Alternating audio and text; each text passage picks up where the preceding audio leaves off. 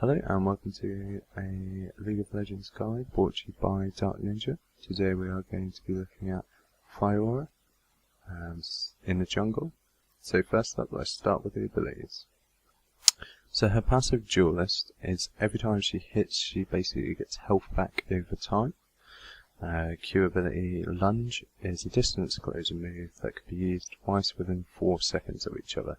So it's really good to counter flash, so you can Q onto them, wait until they flash, and then Q them again, save them ever getting away. And so her E ability allows her to parry the next auto attack she receives, and dealing damage back to them. Also it gives you a passive of a flat AD boost, which is very nice for starting jungle. We do pick this one up first in the jungle, but I'll go through the sequence later. And so her ultimate allows you to dash around the battlefield, hitting up to 5 enemies, dealing damage before coming back to your original target you laid the ulti up. So it's important to get one that isn't going to be running right to the back behind the turret, because you will end up coming out and dying. Okay, so for runes, I take flat attack damage reds, flat armor yellows, flat magic resistance blues, and for quintessences, I take flat attack damage.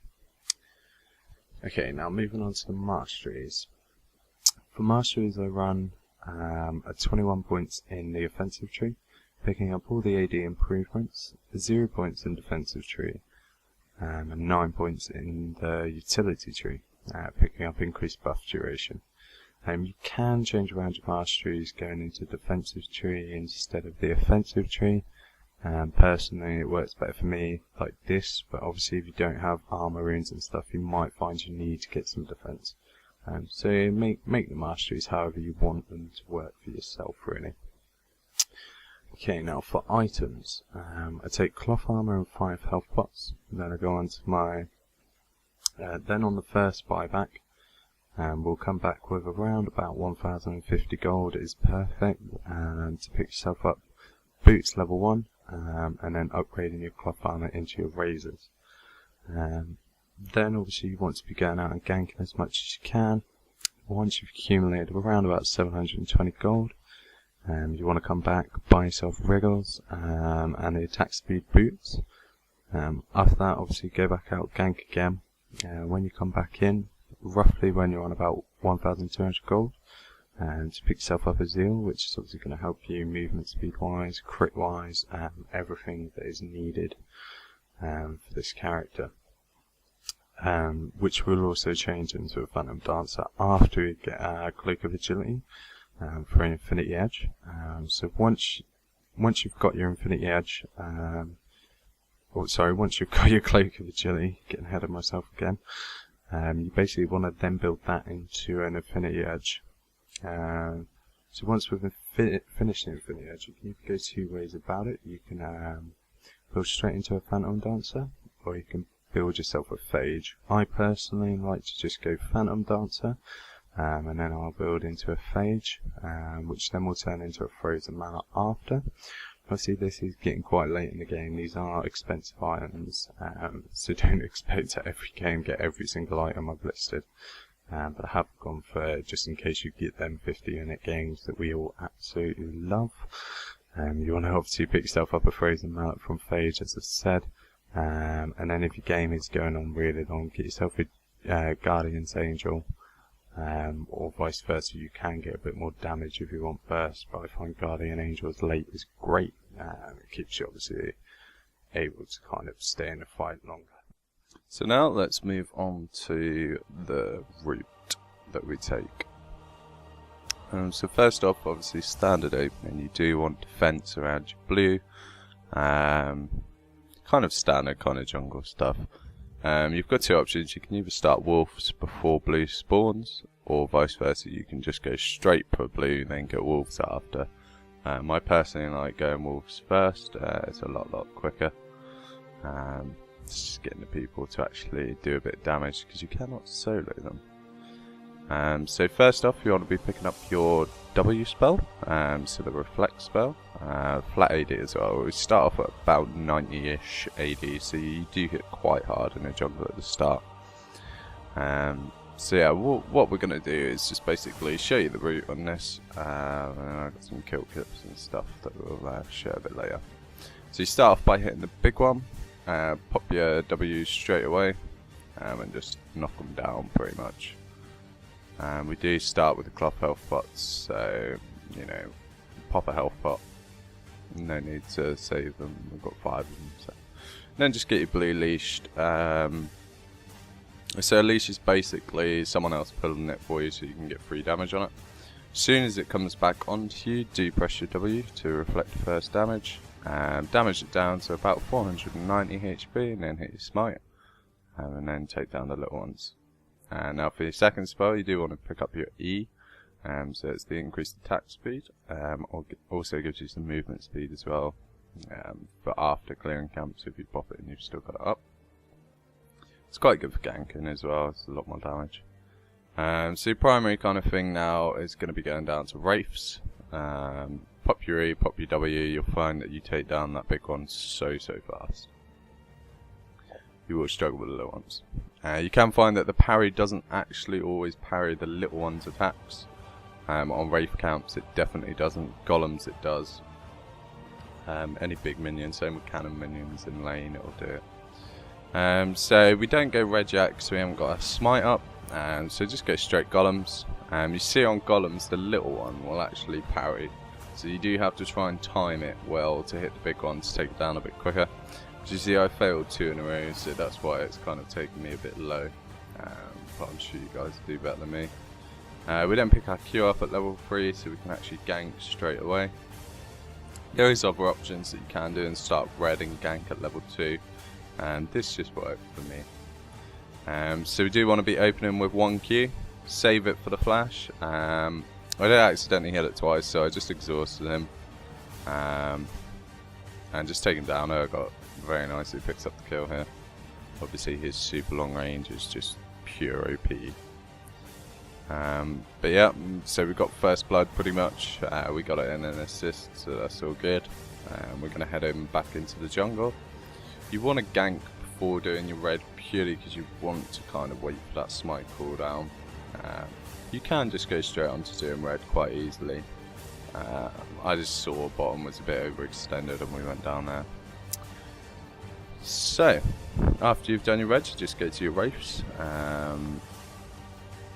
So yeah, this has been the jungle guide for the start. I hope you enjoyed it. I'm going to basically just leave you guys with some highlights from this game. And see if you can like, comment and subscribe. Peace!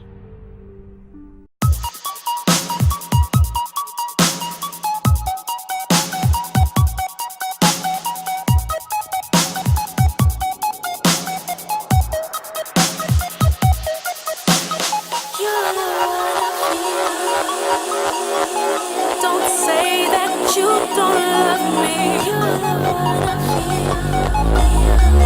The only one that can have my heart.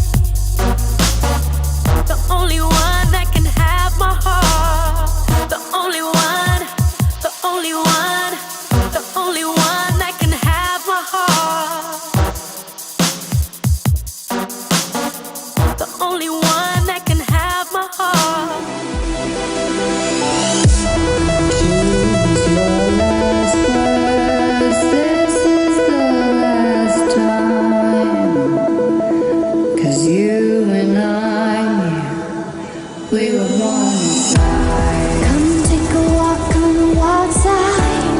Let me kiss you hard in the pouring rain. You like your girls insane.